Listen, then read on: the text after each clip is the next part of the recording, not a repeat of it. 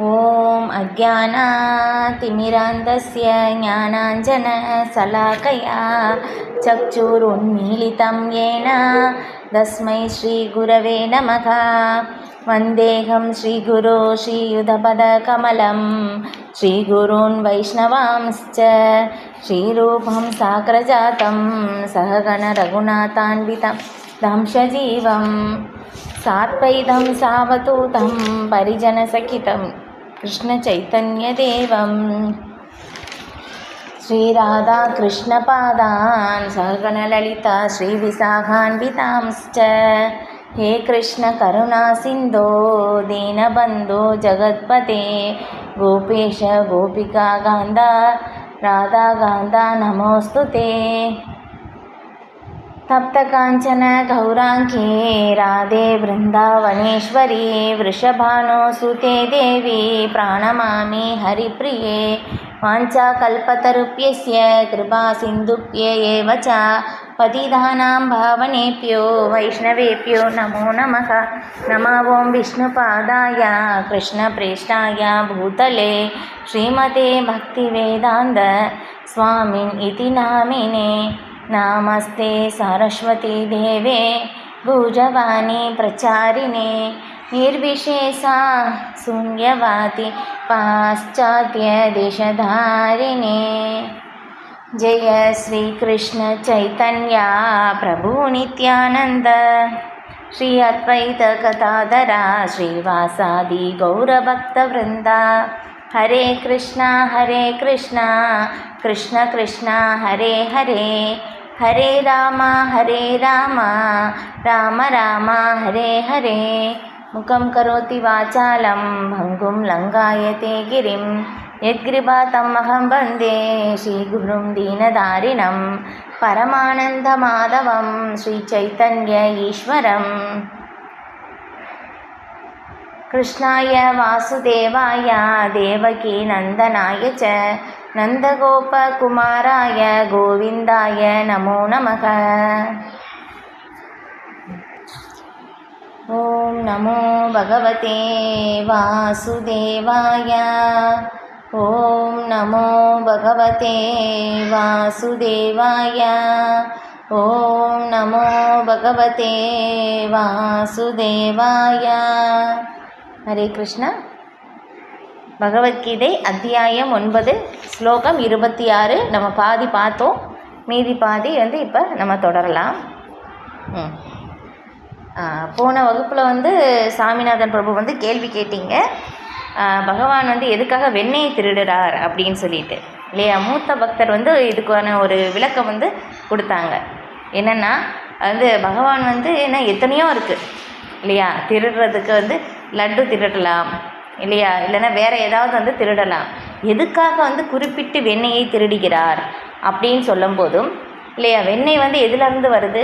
பாலில் இருந்து வருது இல்லையா. பால் எப்படி பசு அந்த கண்ணுக்குட்டி பார்க்கும்போது அந்த அன்பினால் அது சுரக்குது பால் இல்லையா. அப்போ அதனால் அந்த அன்பினால் வருவதனால அதுலேருந்து வர்ற வெண்ணெயை தான் பகவான் திருடுகிறார் அப்படின்னு சொல்லி ஒரு மூத்த பக்தர் இதற்கான விளக்கம் கொடுக்குறாங்க. அப்புறம் இதிலேருந்து நம்ம நிறைய விஷயங்கள் நம்ம தெரிஞ்சுக்க முடியும். ஏன்னா பகவான் என்னென்னா பகவான் பூரண அனுபவிப்பாளர் பகவான் இல்லையா. நம்ம பார்க்குறோம் பகவான் தான் அனுபவிப்பாளர் அப்படின்னு சொல்லிட்டோம். அதுக்கப்புறம் என்ன ஜட ஆன்மீக லோகம் ரெண்டையும் அனுபவிப்பவர் பூரண அனுபவிப்பாளர், முழுமையான அனுபவிப்பாளர் பகவான் தான். அதுக்கப்புறம் பரமபுருஷர் அப்படின்னு நம்ம பார்க்குறோம். புருஷர் அப்படின்னாக்கா அனுபவிப்பாளர், பரமபுருஷர் அப்படின்னாக்கா உன்னத அனுபவிப்பாளர் அப்படின்னு சொல்லலாம். இப்போ இதில் சொல்லும்போதும் பகவானுக்கு 4 சிறப்புகள் இருக்குது. இது விஷ்ணுவுக்கு கூட கிடையாது. பகவான் ஸ்ரீ கிருஷ்ணருக்கு மட்டும் இந்த 4 சிறப்பு தன்மை இருக்குது. என்ன அப்படின்னாக்கா பார்க்கும்போதும் வேணு மாதிரி அப்படின்னாக்கா கிருஷ்ணர் எப்போவுமே புல்லாங்குழல் வைத்திருப்பார். ஏன்னா பகவான் கிருஷ்ணர் எப்படின்னா பகவான் ரச வல்லுனர், ரசத்தை மட்டும்தான் அனுபவிப்பவர். வேறு எந்த வேலையுமே கிடையாது பகவானுக்கு. பகவானுக்கு வேலை என்னன்னா லீலை செய்வது தான் 24 மணி நேரமும். இது இப்போ பகவான் என்றுமே வந்து தம்முடைய புல்லாங்குழலை வந்து இசைத்து கொண்டிருப்பார். அது வேணு மாதுரியம், வேறு எந்த அவதாரத்துலேயும் வந்து இருக்காது. ஏன்னா வந்து 64 குணங்கள் இல்லையா முழுமையாக வைத்திருக்கிறார் பகவான். விஷ்ணுவுக்கு கூட வந்து இல்லை, விஷ்ணு பகவானுக்கு கூட வந்து பார்த்தோம்னா 60 குணங்கள் தான். ஆனால் பகவான் ஸ்ரீ கிருஷ்ணருக்கு மட்டும்தான் வந்து 64 குணங்கள் வந்து இருக்குது. அதுக்கப்புறம் வந்து பார்க்கும்போதும் இந்த பகவான் ஸ்ரீ கிருஷ்ணரால் மட்டும்தான் வந்து கிருஷ்ண பிரேமையை வந்து விநியோகம் செய்ய முடியும். பகவான் விஷ்ணுவால் வந்து முடியாது. இப்போ அதனால் வந்து ஒவ்வொரு அவதாரங்களும் வரும்போதும் ஒரு குறிப்பிட்ட நோக்கத்திற்காக வந்து வருவாங்க. இதை வந்து நீங்கள் பார்த்தீங்கன்னா வந்து தெரியும். இதில் ஸ்ரீமத் பாகவதத்தில் வந்து விரிவாக வந்து விளக்கப்பட்டிருக்கு ஒவ்வொரு அவதாரங்கள் எந்த நோக்கத்திற்காக வரப்பட்டிருக்கு அப்படின்னு சொல்லி இல்லையா. ஸ்ரீ ஜெயதேவ கோஸ்வாமி அவங்க வந்து தசாவதாரம் அப்படின்னு 10 முக்கிய அவதாரங்களை வந்து பாடியிருக்காங்க. அந்த ஒரு அவதாரமும் எந்த நோக்கத்திற்காக வந்திருக்காங்க அப்படின்னு சொல்லி பார்க்குறோம். ஆனால் வந்து பகவானுடைய அவதாரங்கள் வந்து கடலின் அலைகள் மாதிரி வந்து பகவானுடைய அவதாரங்கள் வந்து வந்துட்டுருக்காங்க. இப்போ இந்த மாதிரி வந்து இருக்குது. ஆனால் ஒவ்வொரு அவதாரங்களும் வந்து ஒரு குறிப்பிட்ட நோக்கத்தை வந்து கொடுத்தாலும், ஆனால் பகவான் ஸ்ரீ கிருஷ்ணரால் மட்டும்தான் கிருஷ்ண பிரேமையை வந்து விநியோகம் செய்ய முடியும். அதனால தான் பகவான் ஸ்ரீ கிருஷ்ணரே நான் 5000 வருஷத்துக்கு முன்னாடி பகவான் வந்து லீலை வந்து செஞ்சுட்டு போனாங்க. இதில் கிருஷ்ண அவதாரமாக எடுத்து 125 வருடங்கள் வந்து லீலை வந்து செஞ்சுட்டு நமக்கு பகவத்கீதை வந்து கொடுத்தாங்க. வேதவியாசரக வந்து ஸ்ரீமத் பாகவதம் வந்து நமக்கு வந்து எழுத்து வடிவில் வந்து தொகுத்து வைச்சாங்க. ஆனால் வந்து என்னென்னா பகவான் வந்து பகவத்கீதையில் வந்து பகவத்கீதையுடைய சாரமாக வந்து என்ன சொன்னாங்கன்னா இனி வந்து சரணாகதி அடைய வேண்டும் அப்படின்னு வந்து சொன்னாங்க. ஆனால் வந்து எப்படி சரணாகதி அடைவது அப்படின்னு சொல்லி தெரியலை இல்லையா. அதனால சைத்தன்ய மகாபிரபு பகவான் ஸ்ரீ கிருஷ்ணரே வந்து ஏன்னா 5000 வருடத்துக்கு முன்னாடி வந்தாங்க. அதுக்கப்புறம் திரும்ப 500 வருடத்துக்கு முன்னாடி திரும்பவும் வந்துட்டாங்க. பகவான் கிருஷ்ணரே சைத்தன்ய மகாபிரபுவாக வந்து இந்த கிருஷ்ண பிரேமையை விநியோகம் செய்தார். நான் மற்ற எந்த அவதாரத்திலையும் வந்து கொடுக்க முடியாது. அப்போ இது ஒரு சிறப்பு பகவானோடது. இப்போ குண அவதாரம் குணமாதுரியா 64 குணங்களை முழுமையாக கொண்டிருப்பவர். அதுக்கப்புறம் லீல மாதுரியா லீலைகள் செய்வது பகவான் கிருஷ்ணர் மட்டும்தான் இல்லையா. நீங்கள் எங்கே பார்த்தாலும் பார்த்தீங்களா ஒன்று பகவான் வந்து பசுக்களோடு இருப்பார், இல்லைன்னா கோப்பர்களோட, இல்லைன்னா யசோதா அம்மா கூட, இல்லைன்னா கோபியர்கள் கூட. பகவான் தனியாக இருக்கவே மாட்டார். அந்த மாதிரி வந்து ஏன்னா பகவான் எப்போவுமே லீலைகள் வந்து செய்து கொண்டே இருப்பார் ஏதோ ஒரு விதத்தில். ஆனால் ஆன்மீக உலகத்தில் எப்படின்னா அங்கே வந்து காலத்தின் செயல்பாடு கிடையாது. இங்கே தான் காலத்தின் வந்து செயல்பாடு இருக்குது இல்லையா. இந்த டைமுக்குள்ளே நம்ம செய்யணும் இல்லையா. எல்லாமே வந்து நம்ம ஆன்மீக செயலாக இருந்தாலும் டைமுக்குள்ளே தான் இல்லை, இந்த டைமில் இது செய்யணும், இந்த டைமுக்குள்ளே இது செய்யணும் அப்படின்னு சொல்லி நமக்கு வந்து அந்த ஒரு காலத்தின் கட்டுப்பாட்டில் வந்து நம்ம இருக்கின்றோம். ஆனால் ஆன்மீக உலகத்தில் காலத்தின் கட்டுப்பாடு வந்து கிடையாது. ஆனால் எல்லாமே வந்து எப்படின்னா கிருஷ்ணனுடைய விருப்பம்தான் இல்லையா. கிருஷ்ணர் வந்து இப்போ விரும்புகிறாங்க வந்து நான் வந்து கோப்பர்களோடு இப்போ விளையாடணும் அப்படின்னாக்கா அந்த சூழ்நிலை உடனே வந்துடும். கோப்பர்கள் அதுக்கு தகுந்த மாதிரி உடனே வந்து அவங்க ரெடியாகி வந்துடுவாங்க. இப்போ கிருஷ்ணர் நினைக்கிறாங்க இப்போ நான் வந்து ராசலீலா செய்யணும் அப்படின்னு சொல்லி உடனே அந்த சூழ்நிலை வந்து உருவாகிடும். கோபியர்கள் எல்லாமே அந்த தருணத்தில் வந்து வந்துடுவாங்க. நம்ம வந்து சொல்ல தேவையில்லை இல்லையா. இப்போ பாருங்கள், நம்ம வந்து ஒரு என்ன சொல்கிறது, ஒரு ஃபார் எக்ஸாம்பிள் சொல்லணும்னா இப்போ 18 நாள் வகுப்பு பகவத்கீதை அது நடக்க போகுது அப்படின்னு சொன்ன உடனே வந்து நமக்கு நடந்துருமா?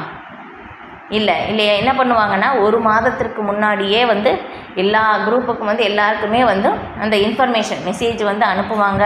எல்லாருமே வந்து உள்ளே அந்த ஃபார்ம் எல்லாம் ஃபில் பண்ணி இல்லையா, அதுக்குன்னு ஒரு டைம் வந்து ஃபிக்ஸ் பண்ணி அதுக்கப்புறம் தான் நம்ம வந்து வர்றோம் இல்லையா. ஒரு சின்ன ட்ராமா போடணும் அப்படின்னாலும் அதுக்கெல்லாமே வந்து நம்ம எல்லாமே யோசனை பண்ணி அதுக்கு டைலாக்லாம் ரெடி பண்ணி அந்த மாதிரி எல்லாம் வந்து இருக்குது. ஆனால் இங்கே வந்து எப்படின்னா பகவான் நினச்சா ஒரு நொடியில் எப்படி வேணாலும் வந்து வர முடியும் இல்லையா. நரசிம்மதேவர் தூண்டில் இருக்காங்கன்னு சொன்ன உடனே அந்த நரசிம்ம ஃபார்ம் அந்த உருவத்திற்கு வந்து பகவான் வந்து வந்துட்டாங்க. இப்போ ஆன்மீக உலகத்துலேயும் அதே மாதிரி தானாமா.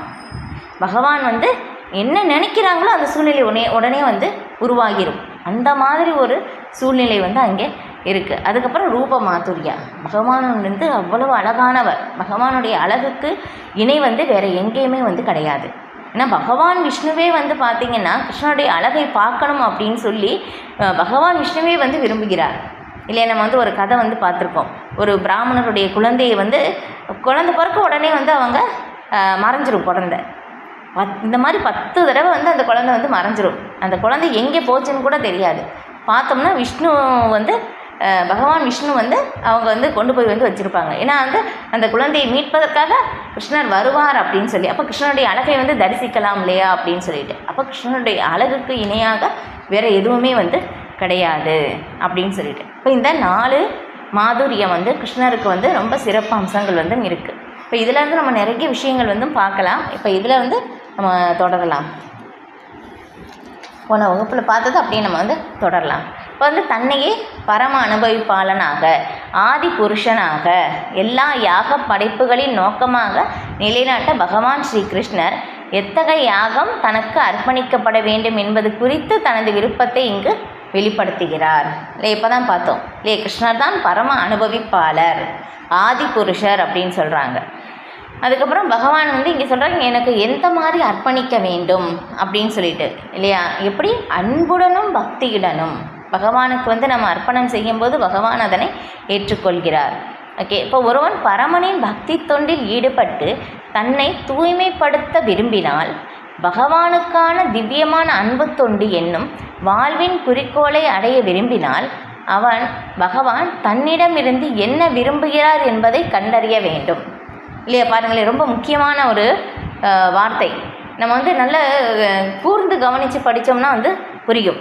ஏன்னா வந்து நம்ம பகவானுக்கு சேவை செய்யணும் அப்படின்னு சொல்கிறோம் இல்லையா. நம்ம என்னத்தையோ சேவை செஞ்சுட்டு நான் பகவானுக்கு சேவை செஞ்சுட்டேன் அப்படின்னு சொல்கிறத விட இங்கே என்ன சொல்கிறாங்கன்னா பகவான் வந்து தன்னிடம் என்ன விரும்புகிறார் என்பதை கண்டறிய வேண்டும் இல்லையா. நம்ம வந்து பகவானுக்கு சாதகமான முறையில் வந்து பகவானுக்கு வந்து பக்தி தொண்டு சேவை வந்து செய்ய வேண்டும் இல்லையா. பகவானுக்கு சாதகமாக வந்து இருக்க வேண்டும், பாதகமாக வந்து கிடையாது. இப்போ வந்து கம்சன் வந்து எப்படி பாதகமான முறையில் தான் வந்து கிருஷ்ணரை எப்போவுமே நினைத்து கொண்டு இருந்தார் இல்லையா.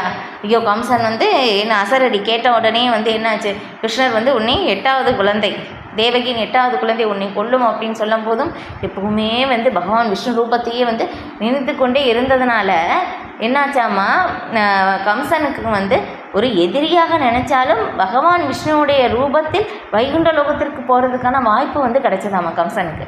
பாருங்களேன், ஒரு எதிரியாக நினைக்கும் போதே அவனுக்கு அந்த ஒரு நிலை அப்படின்னு சொல்லும் போதும் எப்போவுமே பகவானோட பிரேமையோடு நினைத்து கொண்டு இருப்பவர்களுக்கு என்ன நிலை இருக்கும் பிரபுபாதர் வந்து எழுதுகிறாங்க ஸ்ரீமத் பாகவதத்தில்.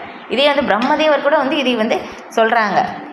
யார் யார் பகவானோட வந்து போர் செஞ்சாங்களோ, யார் யார் வந்து பகவானுக்கு எதிரியாக நினச்சாங்களோ அவங்க எல்லாருமே வந்து பகவானுடைய வைகுண்ட லோகத்திலும் பகவானுடைய பிரம்ம ஜோதியிலும் கலக்கும் வாய்ப்பு வந்து கிடைத்தது அப்படின்னு சொல்லி பிரம்மதேவர் வந்து உறுதிப்படுத்துகிறாங்க. 2வது காண்டத்தில் வந்து இது சொல்லப்பட்டிருக்கு. இனி நடக்கும் அப்படின்னு சொல்லி நடக்க போகிறத வந்து சொல்கிறாங்க. முன்னாடியே பிரம்மதேவர் வந்து சொல்கிறாங்க. ஏன்னா பகவான் வந்து யாருக்குமே கெடுதல் வந்து செய்யவே முடியாது. ஒரு எதிரிக்கும் கூட வந்து அவங்க வந்து அழிக்கிற மாதிரி தெரியலாம், ஆனால் இருந்தாலும் வந்து அந்த அசுரனுக்கு வந்து நன்மை தான் கிடைக்கும். அதுதான் பகவானுடைய குணம் இது. இப்போ அந்த மாதிரி வந்து நம்ம பகவானுக்கு வந்து நம்ம அன்பு தொண்டு சேவை செய்து உண்மையான குறிக்கோள் கிருஷ்ண பிரேமை அடையணும் அப்படின்னு சொல்லி யார் நினைக்கிறாங்களோ கிருஷ்ணர் என்ன விரும்புகிறார் அதுதான் வந்து நாம் செய்ய வேண்டும் இல்லையா. அந்த மாதிரி வந்து நம்ம செய்யும்போது தான் நமக்கு அந்த உண்மையான பலன் வந்து கிடைக்கும் அப்படின்னு சொல்லப்படுது. அதுக்கப்புறம் கிருஷ்ணரிடம் அன்பு செலுத்துபவன் அவர் எதை விரும்பினாலும் அளிப்பான், ஆனால் அவர் விரும்பாத கேட்காத பொருட்களை தவிர்ப்பான் இல்லையா. பகவான் வந்து மாமிசம் வந்து விரும்பலை.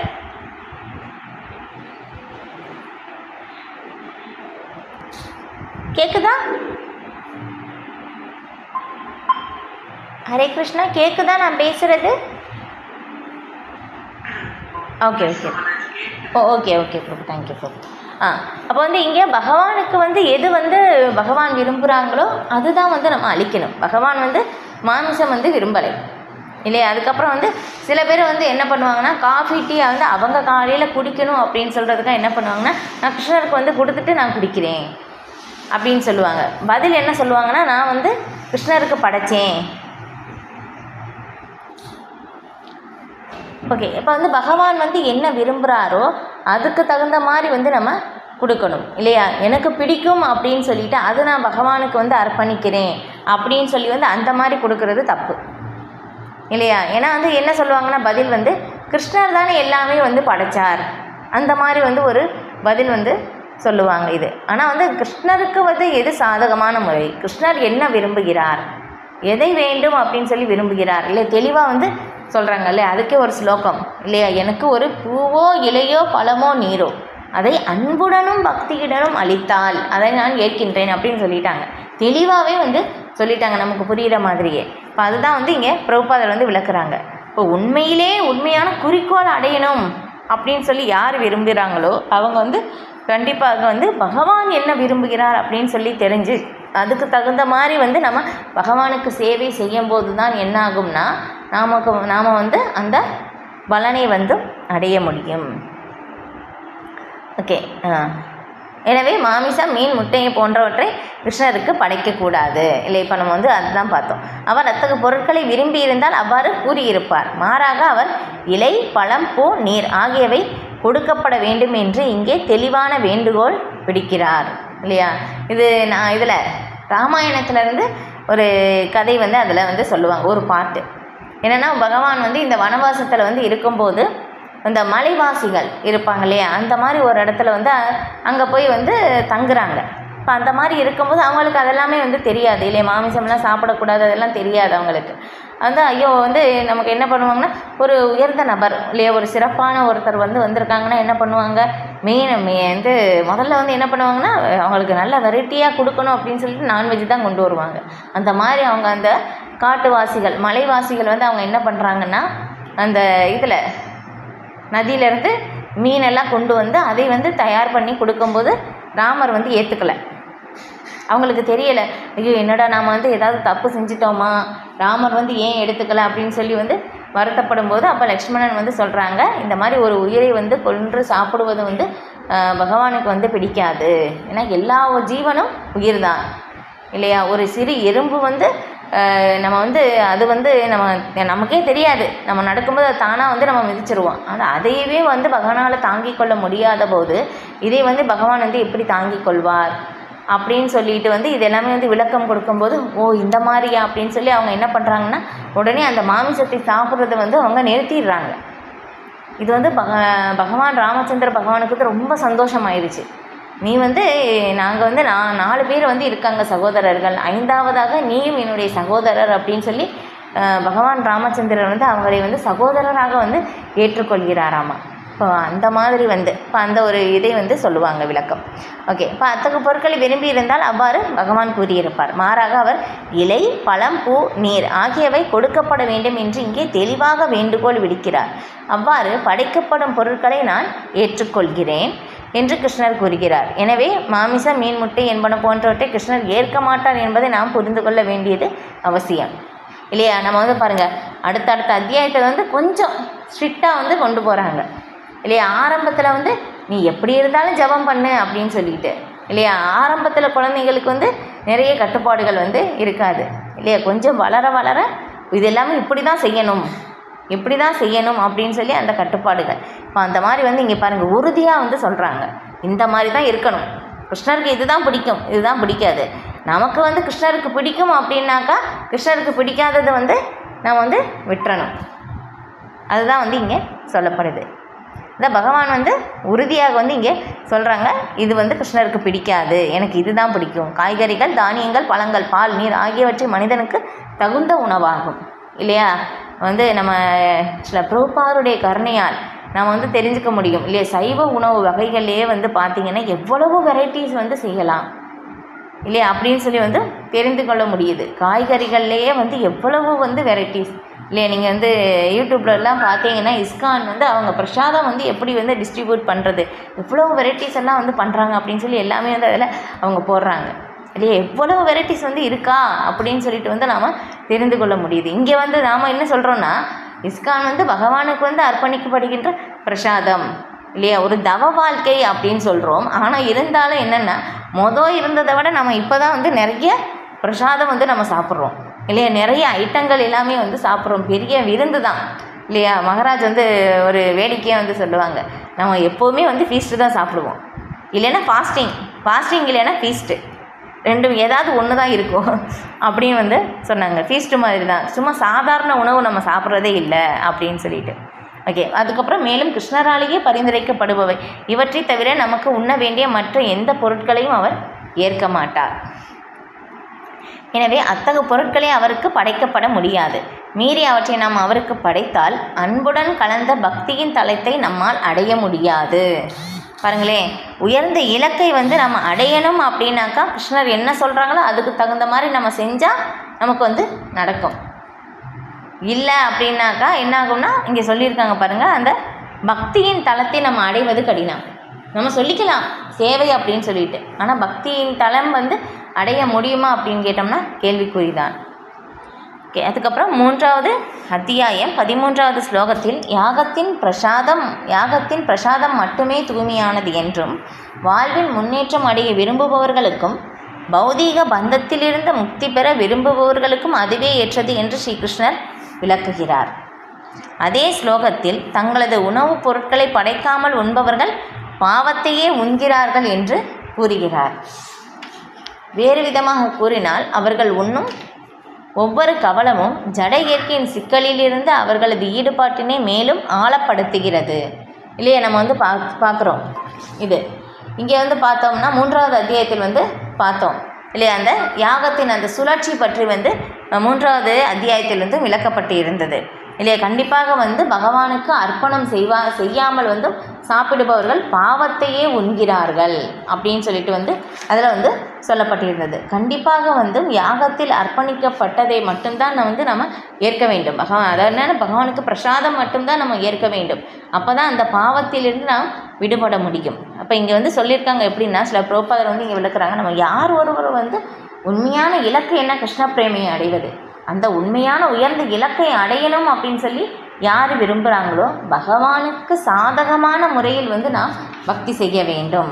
ஆரம்பத்தில் எப்படி சொல்லப்பட்டது, நம்ம வந்து எப்படி இருந்தாலும் பக்தி செய்யணும். ஆசை இருந்தாலும் சரி, ஆசை இல்லை என்றாலும் சரி, எப்படி இருந்தாலும் சரி, தீவிரேன பக்தி யோகேன, எந்த ஒரு உள்நோக்கம் ஆசை இருந்தாலும் சரி, சித்திகளை அடைய வேண்டும் அப்படின்னு சொல்லி ஆசை இருந்தாலும் சரி, பகவான் பிரம்மனோடு ஒன்று கலக்க வேண்டும் என்று ஆசை இருந்தாலும் சரி, எப்படிப்பட்ட ஆசை இருந்தாலும் கிருஷ்ணரையே வழிபட வேண்டும். ஆனால் வந்து இங்கே சாதகமான முறைகள் பகவானுக்கு நம்ம சேவை செய்யும்போது அந்த உண்மையான உயர்ந்த இலக்கு கிருஷ்ண பிரேமையை வந்து அடைய முடியும் அப்படின்னு வந்து சொல்லப்படுது.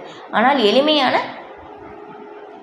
எளிமையான சுவையான தாவர உணவுப் பொருட்களை தயார் செய்து பகவான் ஸ்ரீ கிருஷ்ணரது விக்கிரகம் அல்லது படத்தின் முன்பு வைத்து அத்தகைய எளிய படைப்பினை ஏற்றுக்கொள்ளும்படி அவரிடம் பிரார்த்தனை செய்வது வாழ்வின் நிலையான முன்னேற்றத்திற்கும் உடலை தூய்மை செய்வதற்கும் நல்ல சிந்தனைக்கும் வழிவகுக்கும் நுண்மையான மூளை திசுக்களை உண்டாக்குவதற்கும் நிச்சயமாக உதவுகிறது. பாருங்களேன், கிருஷ்ணருக்கு அர்ப்பணிக்கப்பட்ட உணவு சாப்பிடுவதால் என்ன நடக்கும் அப்படின்னு சொல்லி பாருங்களேன், பிரபுபாதர் நமக்காக ரொம்ப தெளிவாக வந்து கொடுத்துருக்காங்க இல்லையா. நம்ம வந்து எளிமையாக வந்து பகவான் ஸ்ரீ கிருஷ்ணருக்கு வந்து முன்னாடி வந்து வச்சு பகவானிடம் பிரார்த்தனை செய்து, பகவானே நான் வந்து என்னுடைய இந்த எளிய சேவையை வந்து நீங்கள் ஏற்றுக்கோங்க. ஏன்னா பகவானுக்கு நம்ம எதுவுமே கொடுக்கணும்னு அவசியம் இல்லை.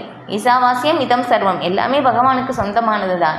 ஆனால் வந்து நம்ம பகவானுக்கு வந்து நம்ம அன்புடன் வந்து அளிக்கும்போது என்னாகுது, பகவான் வந்து அதை ஏற்றுக்கொள்கிறார் இல்லையாப்பா. அதனால் அந்த மாதிரி நம்ம கொடுக்கும்போது என்ன ஆகுதாம்மா, நம்மளுடைய வாழ்வின் நிலையான முன்னேற்றம் என்ன, கிருஷ்ண பிரேமையுடைய இலக்கை அடைவதற்கான அந்த பாதையில் நாம் முன்னேறி செல்கின்றோம். அதுக்கப்புறம் நம்முடைய உடலையும் தூய்மை செய்கின்றது.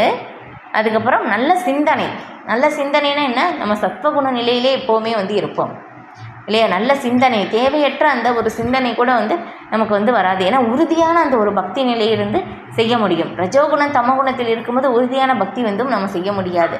ஏன்னா அந்த ஒரு நிலையில் வந்து ஆமாம் நான் இவ்வளோ நாள் பண்ணிகிட்ருக்கேன், இவ்வளோ நாள் ஜபம் பண்ணுற எந்த மாற்றமும் எனக்கு இல்லை அப்படின்னு சொல்லி நம்ம அந்த பொறுமையை வந்து இழந்துருவோம். ஆனால் வந்து இங்கே என்னாகும், நல்ல சிந்தனை, கண்டிப்பாக வந்து பகவான் வந்து நான் அடைவேன், என்னால் வந்து என்னுடைய உயர்ந்த இலக்கை வந்து அடைய முடியும் அப்படின்னு சொல்லி அந்த மாதிரி அந்த ஒரு சிந்தனைக்காக வந்து நம்முடைய சத்வகுண நிலைக்கு உயர நமக்கு ஒரு வாய்ப்பு வந்து கிடைக்கும். இப்போ அந்த ஒரு நல்ல சிந்தனை வந்து ஏற்படும் பகவான் ஸ்ரீ கிருஷ்ணருக்கு வந்து நம்ம சேவை செய்யும் போதும், பகவான் அர்ப்பணிக்கப்பட்ட பிரசாதத்தை வந்து சாப்பிடும்போதும், அதுக்கப்புறம் உண்மையான மூளை திசுக்களை உண்டாக்குவதற்கு இல்லையா, பகவானுக்கு அர்ப்பணிக்கப்பட்ட அந்த பால் பொருட்கள் இல்லையா, அது எல்லாமே வந்து நம்ம சாப்பிடும்போது என்ன ஆகுதாமோ, நம்ம வந்து மென்மையான அந்த சத்துவகுணத்தில் இருப்பதற்கு நமக்கு வந்து நிலையான அந்த உறுதியை வந்து நமக்கு கொடுக்குமாமா. இது வந்து சில பிரபுபாதர் வந்து இதில் ஸ்ரீமத் பாகவதத்தில் வந்து எழுதியிருக்காங்க. இது இப்போ அதுக்கப்புறம் இப்போ இந்த மாதிரி பிரசாதம் சாப்பிட்றதுனாலே பாருங்களேன் இவ்வளோ உயர்ந்த நிலை. இன்னொரு இடத்துல பக்தி ரசானந்த சிந்தில் வந்து எப்படி சொல்லப்பட்டிருக்குன்னா, நாம் வந்து பகவான் இந்த வைஷ்ணவ கோட்பாடு எவ்வளோ அந்த கோட்பாடு விதிமுறைகள் எல்லாமே வந்து கொடுத்துருக்காங்க இல்லையா, நிறைய கொடுத்துருக்காங்க. ஆனால் இது எதுவுமே வந்து நம்ம பயிற்சி செய்யாமல் இருந்தாலும் சரி, எல்லாமே பயிற்சி செய்ய முடியவில்லை அப்படின்னாலும், யார் ஒருவர் வந்து கிருஷ்ண பிரசாதத்தையே தொடர்ந்து சாப்பிட்டுருக்காங்களோ அவங்க வந்து அந்த வைஷ்ணவன் அப்படின்னு சொல்லி அந்த ஒரு நிலைக்கு வந்து அவங்க உயர்ந்துருவாங்களாமா. பாருங்களேன் இவ்வளோ காருண்யம் பகவான் இல்லையா. பிரசாதம் சாப்பிட்றது மூலமாகவே நம்ம அந்த வைஷ்ணவன் அப்படின்னு சொல்லி அந்த ஒரு உயர்ந்த நிலைக்கு வந்து வர முடியும். ஏன்னா வந்து 84 லட்சம் வகையான உயிரினங்கள் வந்து இருக்குது. அதில் வந்து 80 லட்சம் உயிரினங்கள் வந்து மற்ற உயிரினங்கள் இல்லையா, ஊர்வன பரப்பன பறவைகள் விலங்குகள், அதுக்கப்புறம் வந்து மரங்கள் செடிகள் கொடிகள், இந்த மாதிரி வந்து நிறைய வகைகள் வந்து இது எல்லாமே வந்து 80 லட்சம் வகையான உயிரினங்களில் வந்து வருது. மனித வகை வந்து பார்த்தோம்னா 4 லட்சம் வகையான உயிரினங்கள். இப்போ அதில் வந்து பார்த்தோம்னா நாகரிகம் அடைந்தவர்கள் நாகரிகம் அடையாதவர்கள் இந்த மாதிரி வந்து இருக்காங்க. அப்போ நாகரிகம் அடைந்தவர்களையும் வந்து பார்க்கும்போதும் பிராமணன் நிலைதான் வந்து உயர்ந்த நிலை. இப்போ அவங்க வந்து பிரம்மத்தை வந்து உணர்ந்தவர்கள். அதுக்கப்புறம் வந்து அதைவிட உயர்ந்தவர்கள் வந்து வைஷ்ணவர்கள். இப்போ இந்த மாதிரி உயர்ந்த நிலைக்கு வந்து நம்ம வரணும் இல்லையா. அப்போ இந்த மாதிரி உயர்ந்த நிலைக்கு வர்றது வைஷ்ணவன் அப்படின்னு சொல்கிற நிலை தான் மிக உயர்ந்த நிலை. இப்போ அந்த ஒரு நிலைக்கு வந்து கிருஷ்ண பிரசாதம் நம்ம இது வைஷ்ணவ கோட்பாடுகள் விதிமுறைகள் எதுவுமே வந்து பயிற்சி செய்யலைனாலும் பிரசாதம் மட்டுமே நம்ம சாப்பிட்டுட்டு இருந்தாலே நம்ம வைஷ்ணவனுடைய அந்த ஒரு நிலைக்கு வந்து உயர முடியும் அப்படின்னு சொல்லி பக்தி ரசானந்த சிந்துவில் வந்து பாருங்களேன் ரொம்ப வந்து அருமையாக வந்து விளக்கியிருக்காங்க. ஓகே, அடுத்து எல்லாவற்றிற்கும் மேலாக படைக்கப்படும் பொருள் அன்புடனும் படைக்கப்பட வேண்டும் இல்லையா. அப்போ வந்து பகவான் வந்து ஆரம்பத்திலே சொல்லிட்டாங்க இல்லையா, அன்புடனும் பக்தியுடனும் அப்படின்னு வந்து அளிக்கும்போது அதை நான் ஏற்கின்றேன் அப்படின்னு சொல்லிட்டாங்க. இப்போ இருப்பவை அனைத்திற்கும் உரிமையாளர் கிருஷ்ணரே, ஈசாவாசியம் இதம் சர்வம் என்பதால் அவருக்கு எவ்வித உணவும் தேவையில்லை இல்லையா. இப்போ தான் நம்ம அதை தான் வந்து சொன்னோம், அதே வந்து இங்கே வருது. ஓகே, இப்போ இருப்பினும் அவரை இவ்வழியில் திருப்தி செய்ய விரும்பும் ஒருவனது படையலை அவர் ஏற்றுக்கொள்கிறார் இல்லையா. இப்போ பகவானுக்கு நம்ம எதுவும் கொடுக்கணும்னு அவசியம் இல்லை. ஆனால் வந்து என்னென்னா நாம் வந்து பகவானுக்கு அன்புடன் வந்து கொடுத்தாலும் ஒரு சிறிதளவு கொடுத்தாலும் பகவான் அதை ஏற்றுக்கொள்கிறார் இல்லையா. அந்த விதுரருடைய நீங்கள் போன வகுப்பில் பார்த்தோன்னு நினைக்கிறேன் இல்லையா, விதுரருடைய மனைவி வந்து அன்போடு வந்து என்ன பண்ணுறாங்க, வந்து பழத்தை எல்லாம் எடுத்து கீழே போட்டுட்டு வந்து தோலை வந்து கொடுக்குறாங்க, பகவான் வந்து சாப்பிடுகிறார் இல்லையா. நான் அன்போடு எது கொடுத்தாலும் பகவான் வந்து ஏற்றுக்கொள்கிறார் அப்படின்னு சொல்லிட்டு இது. அதுக்கப்புறம் தயாரிக்கும் போதும் படைக்கும் போதும் பரிமாறும் போதும் அதிலுள்ள முக்கியமான விஷயம் அச்செயல் கிருஷ்ணருக்காக அன்புடன் செய்யப்பட வேண்டும் என்பதை இல்லையா, ரொம்ப ரொம்ப முக்கியம். அதுதான் வந்து நம்ம வந்து சமைக்கும்போது நம்ம வந்து என்னென்னமோ நினச்சிக்கிட்டே சமைப்போம் இல்லையா. 2 விதமாக மூத்த பக்தர் வந்து ரொம்ப அழகாக வந்து இதுக்கான விளக்கம் வந்து கொடுத்தாங்க இல்லையா. சமைக்கும்போது ஏதோ வந்து நமக்கு சிந்தனை ஏற்படும், இல்லாமல் வந்து இருக்காது இல்லையா. அப்போ அந்த சிந்தனையோடு சமைப்போம். இல்லைன்னா வந்து என்ன ஆகும்னா ஏதோ ஒரு பக்தரோட ஏதோ ஒரு மனக்கசப்பு வந்து ஏற்பட்டிருக்கும். சரி, இந்த பக்தர் இந்த மாதிரி வந்து சொல்லியிருக்கக்கூடாது, இவங்க இந்த மாதிரி வந்து செஞ்சுருக்கக்கூடாது, வரட்டும் இந்த பக்தர் இங்கே வந்தாங்கன்னா நான் அந்த மாதிரி அவங்களுக்கு அது பதில் சொல்லுவேன், இந்த மாதிரி இல்லாமல் நினச்சிக்கிட்டே நம்ம வந்து பிரசாதம் ரெடி பண்ணிடுவோம் இல்லையா. அப்போ மனதுக்குள்ளே வந்து ஒரு விஷயம் வந்து ப்ரிப்பேர் ஆகிருக்கு, வெளியே பிரசாதம் ரெடி ஆயிடுச்சு. இப்போ செஞ்சது பகவானுக்கு வந்து அர்ப்பணம் செய்கிறோம், பகவான் வந்து எதை ஏற்றுக்கொள்வார் அப்படின்னு சொல்லி அந்த பக்தர் வந்து கேட்டாங்க இல்லையா. ஆனால் பகவான் வந்து எப்படின்னா இப்போ இங்கே சொல்லியிருக்க மாதிரி எதுவுமே நம்ம பகவானுக்கு கொடுக்கணும் அப்படின்னு சொல்லி அவசியம் இல்லை இல்லையா. எல்லாமே பகவானுக்கு சொந்தமானது. ஆனால் பகவான் வந்து எதை ஏற்றுக்கொள்கிறார், பகவான் நம்முடைய பாவத்தை தான் ஏற்றுக்கொள்கிறார். எந்த மனோநிலையிலிருந்து நாம் பகவானுக்கு அர்ப்பணம் செய்கின்றோம் அப்படின்னு சொல்லி பகவான் வந்து அதை பார்க்கின்றார். இப்போ அந்த நான் கிருஷ்ணருக்காக வந்து செய்கிறேன் இல்லையா. நம்ம ஒரு ரூபா வந்து நம்ம வந்து கொடுத்தாலும் நான் கிருஷ்ணருக்காக வந்து நான் வந்து செய்கிறேன் அப்படின்னு சொல்லி அந்த அன்போடு நம்ம செய்யப்படும் போது அது பகவான் வந்து நமக்கு ஏற்றுக்கொள்கிறார். அதான் வந்து இங்கே சொல்லப்படுது, அன்புடனும் பக்தியுடனும் செய்ய வேண்டும் இல்லையா. இப்போ இதே பார்த்தோம்னா சுதாமா பிராமணர் நம்ம பார்த்தோன்னு நினைக்கிறேன். இப்போ வந்து அவங்க பாருங்களேன், ஒரு அழுக்கான ஒரு துணியில், அதுவும் வந்து பக்கத்து வீட்டில் இருந்து அவங்களுடைய மனைவி வந்து அந்த அரிசியை வந்து அந்த அவலையை வந்து கொடுக்குறாங்க. கிருஷ்ணன் வந்து சுதாமா பிராமணர் வந்து யோசிக்கிறாங்க, ஐயோ பகவான் இவ்வளோ உயர்ந்த அந்தஸ்தில் மாளிகையில் எத்தனை பேர் வந்து வேலையாட்கள் வந்து இருக்காங்க இல்லையா, பகவானுக்கு இந்த மாதிரி ஒரு அவலை வந்து கொடுக்குறதா அப்படின்னு சொல்லி ரொம்ப யோசிக்கிறாங்க. ஆனால் வந்து கிருஷ்ணர் என்ன பண்ணுறாங்கன்னா நீ வந்து எதுவுமே இல்லை அப்படின்னு சொல்கிற இல்லையா, குருகுலத்தில் படிக்க வந்து இதே மாதிரி தான் சொன்னேன் அப்படின்னு சொல்லிட்டு வந்து கொடு அப்படின்னு என்ன கொண்டு வந்திருக்கேன்னு சொல்லி பகவான் வந்து அதை பிடுங்கி வந்து சாப்பிடுகிறார் இல்லையா. பகவானுக்கு வந்து என்னென்னா அந்த அன்பு தான் வந்து முக்கியம் அப்படின்னு சொல்லி இதிலேருந்து நமக்கு தெரிய வருது இல்லையா. வந்து உயர்ந்த பொருட்கள் அப்படின்னு சொல்லி பகவான் வந்து அதை வந்து விரும்பலை. ஏன்னா எல்லாத்துக்கும் உரிமையாளர் பகவான் தான், எல்லாமே படைத்தவர் பகவான் தான், எல்லாவற்றையும் அனுபவிப்பவரும் பகவான் தான். ஆனால் வந்து நான் வந்து நம்மிடமிருந்து பகவான் வந்து கேட்பது வந்து அன்பும் பக்தியும் மட்டும்தான். ஸ்ரீனிவாசாரி பிரபு ரொம்ப அழகாக வந்து சொன்னாங்க என்னென்னா, பகவான் வந்து அன்பை தான் சுவைக்கின்றார். ஏன்னா வந்து பகவான் வந்து இந்த ஜட பொருளை வந்து பகவானுக்கு தேவையில்லை. இந்த பஞ்சபூதங்களால் ஆனது தான் வந்து அதனால் உருவானது தான் நம்ம பகவானுக்கு படைக்கிறோம். அது பகவானுக்கு தேவையில்லை. ஏன்னா பகவான் ஜடத்தை தொடுவதே இல்லை. அப்போ வந்து பகவான் வந்து எதை விரும்புகிறார்? பகவான் அன்பை தான் சுவைக்கின்றார். நாம் வைக்கின்ற பொருளை வந்து அவர் சுவைக்கலை, அன்பை தான் சுவைக்கின்றார். எனக்கு அன்போடு கொடு அப்படின்னு சொல்லி பகவான் கேட்க ரொம்ப வந்து அழகான அந்த ஒரு விளக்கம் வந்து கொடுத்தாங்க. அதான் வந்து இங்கேயும் பகவான் அதுதான் சொல்கிறாங்க இல்லையா, அன்புடனும் பக்தியுடனும் கொடுக்கும்போது அதை நான் ஏற்கிறேன். நம்ம என்ன பண்ணுவோம்னா, நம்ம வந்து பூ, இலை, நீர், பழம் இதுதான் பகவான் ஏற்கின்றார் அப்படின்னு வந்து நம்ம படிச்சுட்டு விட்டுருவோம், அடுத்த லைன் விட்டுருவோம். அடுத்து என்னது, பக்தியுடனும் அன்புடனும் சொன்ன வார்த்தையை நம்ம விட்டுருவோம்.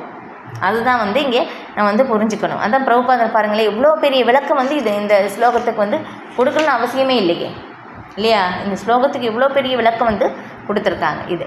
ஓகே, அப்போ பரம உண்மை புலன்களற்றது என்னும் கருத்துடைய அருவவாதிகள் பகவத்கீதையின் இந்த ஸ்லோகத்தை புரிந்து கொள்ளவே முடியாது இல்லையா. அப்போ வந்து சில பேர் அப்போ வந்து பகவான் நம்மளை மாதிரி வந்து பகவான் சாப்பிடலையா, அப்போ அவங்களுக்கு புலன்கள் இல்லையா அப்படின்னு சொல்லும் போதும், ஆமாம் பகவானுக்கு நம்மளை மாதிரி பௌதிக புலன்கள் வந்து கிடையாது இல்லையா. பகவானுடைய புலன்கள் எப்படி உன்னதமான புலன்கள் இல்லையா. வந்து எப்படி பார்த்தோம், பிரம்ம சங்கீதையில் வந்து சொல்லப்பட்டிருக்கு, அங்காணியசிய சகலேந்திரிய விருத்தி மந்தே. பகவானுடைய ஒவ்வொரு புலன்களும் மற்ற புலன்களுடைய செயல்களை வந்து செய்யும் இல்லையா. இது பார்த்துருக்கோம் நம்ம நிறைய தடவை. பகவான் காதாலேயும் வந்து சாப்பிட முடியும் இல்லையா. அதுக்கப்புறம் மூக்காலே இருந்தும் பகவானால் பேச முடியும் இல்லையா. கண்ணாலே இருந்தும் சாப்பிட முடியும். இதெல்லாம் நமக்கு வந்து சாத்தியமே வந்து கிடையாது இல்லையா. பகவான் வந்து ஆன்மீக உலமாகி கோலோக விருந்தாவனத்தில் இருந்து அங்கே இருக்கிறார், நம்ம இங்கேருந்து படிக்கிறோம். என்னாகுது, பகவான் வந்து அங்கேருந்து இங்கே வந்து நமக்கு நாம் படிப்பதை ஏற்றுக்கொள்கிறார். ஏன்னா அங்கேருந்து எவ்வளோ நீளமாக பகவானால் வந்து அந்த பகவானுடைய கையை வந்து நீட்ட முடியும். ஏன்னா யோக சுத்திகள் யோகிகளுக்கே பார்த்தோம்னாலே ஒரு இடத்துலேருந்து எவ்வளோ தூரத்தில் இருக்கிறது அவங்களாலே வந்து எடுக்க முடியுது அப்படின்னாக்கா பகவான் வந்து யோகேஸ்வரர் இல்லையா, யோகிகளின் தலைவர் பகவான். அப்போ வந்து யோகிகளாலேயே இந்த மாதிரி செய்ய முடியும் போது பகவானால் முடியாதா இல்லையா. ஈசோபனிஷத்தில் வந்து எப்படி சொல்லப்பட்டிருக்குன்னா, பகவான் வந்து நரம்பற்றவர். ஏன்னா பகவானுடைய ரூபம் சச்சிதானந்த ரூபம், நம்மளை மாதிரி உடல்கள் வந்து கிடையாது. இதை வந்து என்ன ஆகுதுன்னா, புரிந்து கொள்ள முடியாதவர்கள் எப்படி சொல்கிறாங்கன்னா, இங்கே பிரபுபாதர் விளக்குறாங்க, அவங்க அருவவாதிகள் எப்படி சொல்கிறாங்கன்னா, பகவானுக்கு புலன்களே இல்லை, பகவானுக்கு உருவமே இல்லை அப்படின்னு வந்து சொல்கிறாங்க இல்லையா. ரொம்ப அழகாக வந்து விளக்கப்பட்டிருக்கு இது. இப்போ இதே பார்த்தோம்னா பாருங்களேன், இப்போ கஜேந்திர யானை பகவானுக்கு வந்து பிரார்த்தனை செய்த உடனேயே வந்து அடுத்த உடனே பகவான் வந்து அங்கே வந்துட்டாங்க. எப்படி வர முடிந்தது இல்லையா. ஏன்னா அதில் ஆச்சாரியர்களுடைய விளக்கம் ரொம்ப நல்லா இருக்கும். நீங்கள் அந்த இதில் படிச்சிருந்தீங்கன்னா தெரியும். என்னென்னா வந்து கருடர் மேலே பகவான் வந்து வேகமாக வர்றாங்களாமா. வரும்போது கஜேந்திரன் வந்து என்னை வந்து அழைக்கிறார் அப்படின்னு சொன்ன உடனே வந்து என்ன ஆச்சாமா, உடனே வந்து பகவான் வந்து ஓடி வேகமாக வரும்போது அந்த வேகத்துக்கு வந்து கருடராலேயே வந்து அந்த ஈடு கொடுக்க முடியலையாமா. கருடர் வந்து பின்னாடி வந்துட்டுருக்காங்க, பகவான் முன்னாடி வந்துட்டாங்களாமா. ஏன்னா என்னுடைய பக்தன் வந்து அழைக்கிறார், வந்து அவனை காப்பாற்ற வேண்டும் அப்படின்னு சொல்லி பகவான் வந்து அவ்வளோ வேகமாக வந்து வர்றாங்களாமா. எப்படி வர முடிந்தது இல்லையா. அதுதான், ஆனால் பகவான் வந்து எல்லா இடத்துலையும் பகவான் இருக்கின்றார், ஆனால் எல்லா இடத்துலையும் நான் இல்லை இல்லையா. அந்த அச்சிந்திய பேத அபேத தத்துவம் அந்த ஸ்லோகம் வந்து நம்ம பார்த்தோம் 8வது அத்தியாயத்தில். இப்போ அந்த மாதிரி தான் வந்து சொல்லப்படுது. அப்போ வந்து பகவான் இந்த மாதிரி இவ்வளோ விளக்கங்கள் இருக்கும்போதும், ஆனால் அருவவாதிகள் எப்படி சொல்கிறாங்கன்னா, பகவானுக்கு புலன்கள் இல்லை, பகவானுக்கு உருவம் இல்லை, இந்த மாதிரிலாம் வந்து சொல்கிறாங்க. அப்போ வந்து அவங்களால இந்த பகவத்கீதை ஸ்லோகத்தை புரிஞ்சுக்கவே முடியாதுன்னு சொல்லிட்டாங்க பிரபுபாதர். முதல்ல கிருஷ்ணரை வந்து ஏற்றுக்கணும், அப்போ தான் வந்து புரியும். வேதங்களுடைய நோக்கம் என்ன, கிருஷ்ணரை வந்து புரிந்து கொள்வது தான் இல்லையா. வேதங்களால் அறியப்படுவனும் நானே, வேதங்களை தொகுத்தவனும் நானேன்னு சொல்லிட்டாங்க. வேதைச்ச சர்வே அகம் ஏவ வேத்யோ வேதாந்தகிருத் வேதவித் ஏவ சாகம் அப்படின்னு சொல்லிட்டோம். இப்போ இந்த மாதிரி இருக்கும்போது இது வேதங்களில் கிருஷ்ணரையே வந்து புரிஞ்சிக்க முடியாத போது அவங்க எப்படி பகவத்கீதையை வந்து புரிஞ்சிக்க முடியும்? கண்டிப்பாக புரிஞ்சிக்க முடியாதுன்னு சொல்லி பிரபுபாதர் இங்கே தெளிவாக வந்து சொல்லிட்டாங்க.